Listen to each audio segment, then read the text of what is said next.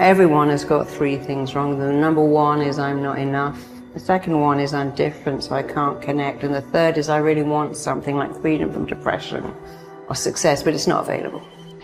All of those things come from a feeling of emptiness inside because we're taught, oh, you feel a feeling? Why don't you eat some donuts or go onto eBay and buy, or Amazon, or have a drink? And our feelings are the most real thing we have. And we push them down and we find all this stuff to buy or eat or drink or take to keep us, like John Lennon said, comfortably numb. But then the feelings regroup and come back because they've always got a job to do. It ain't going nowhere. But if you go after the fight, if you approach the challenge, you have a much better chance of winning. This the fight of your life, baby. Are you hearing me? This the fight of your life. Since we cannot change the circumstances, but we can change ourselves. We can change what we do. Never forget, what comes easy won't last. And the things that last the longest never come easy. And that's the exact reason why the harder you work for something, the greater you feel when you achieve it. It is not going to be easy, my friend. It is not going to be a walk in the park where you can walk and smile all day. There are going to be some dark days. There are going to be some rainy days. There are going to be some sunny days. But at the end of the day, you are above ground and not under it. You have to decide. It's up to you to decide to be happy. It's that simple. It's not about if I had this thing, if I felt this way, if I was with this. There's no if. You are either happy and you decide to be happy right now and appreciate everything you have and have gratitude, or you don't. It's put up or shut up, survive and advance, win or go home. And that's why you spend all those hours grinding. That's why you spend all those hours pushing yourself to the limit. You spend all those hours running. That's why you spend all those hours sacrificing. You spend all those hours sweating. Every day I demand more from myself than anybody else could humanly expect. I'm not competing with somebody else. I'm competing with what I'm capable of. My number one competition is me. It's always you versus you. You got to be the one to get up every morning, be disciplined, put in the consistent daily hard work, because that gains success. No coach, no trainer, no mentor, no boss can do it. You versus you. Show me your character. Remain disciplined. Stay strong. When it all seems hopeless, keep plugging away.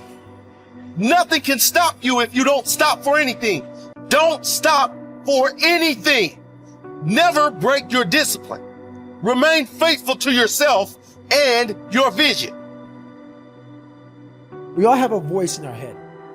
Some of us are very spiritual, some of us are not, but we all have this voice and you're doing, this is wrong, don't do that. The more you don't listen to that voice, the further that voice gets away from your head. Some people call it the Holy Spirit, some people call it God, some monks, whatever you call it. It's there.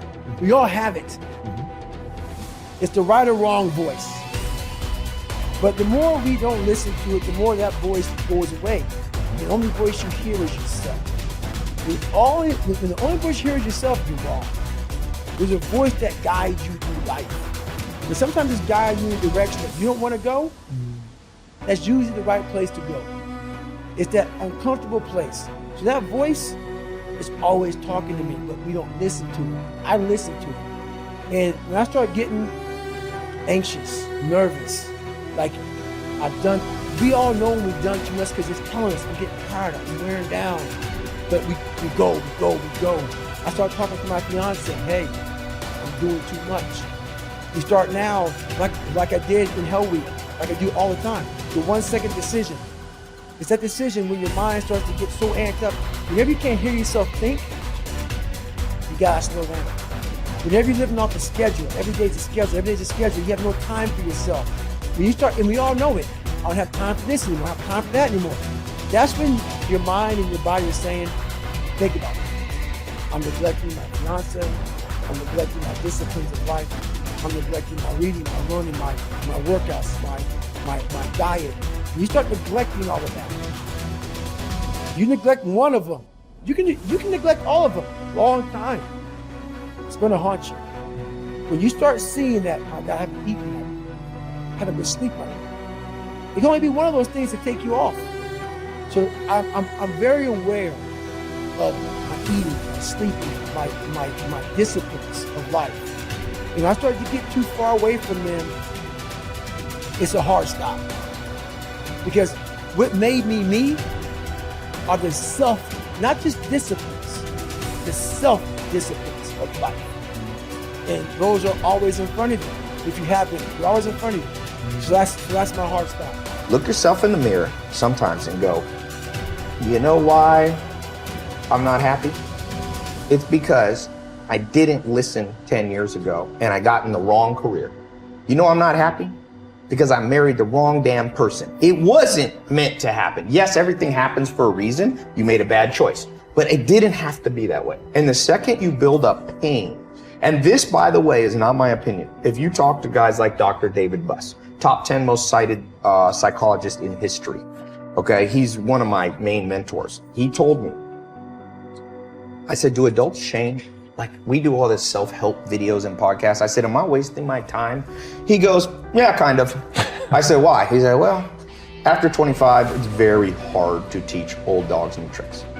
By the way, that's why I've changed. Most of my stuff targets people 18 to 25. That's why I do Snapchat and all that, because there's hope for 18 to 25. Now, if you're over 25, before you get depressed, he told me, but I have good news for you, Ty. I said, what? He said, adults learn through massive trauma. So you will learn. You have to let in some trauma into your life. And that's rough, but no pain, no gain.